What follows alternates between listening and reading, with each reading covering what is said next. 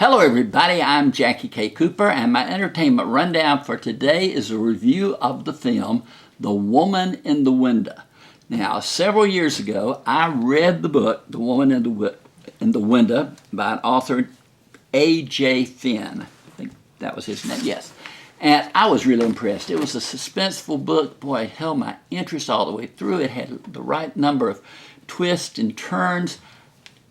Just really enjoyed it. And then when I heard it had been sold to the movies, I was very, very, very excited that it was going to be made.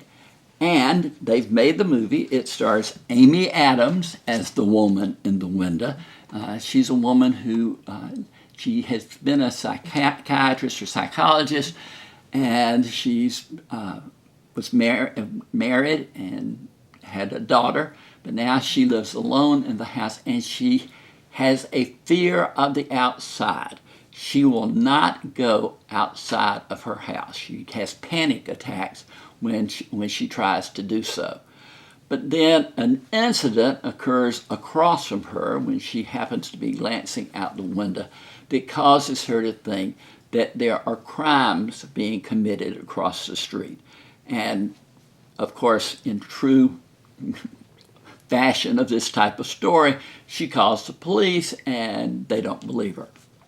And then there becomes the potential of a threat against her life, maybe by the people who she has accused.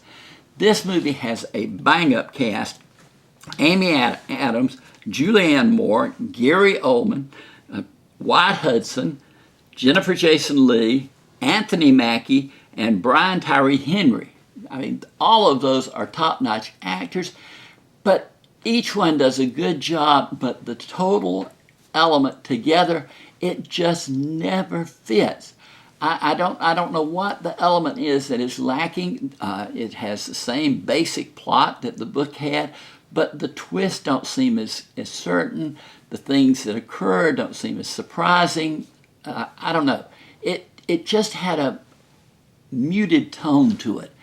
I can't define it. I can't put my finger on it, but it just operated at a level below the suspense level that it should have had. The film is rated R. It has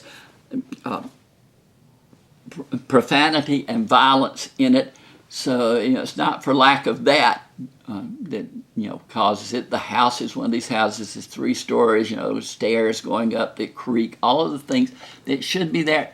As I said, the performances are good, but the movie itself just never coheses into that grand mystery that you want it to be.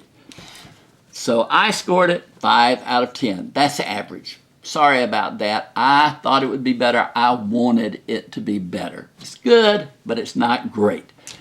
For today, this has been Jackie K. Cooper's Entertainment Rundown with a review of The Woman in the Window.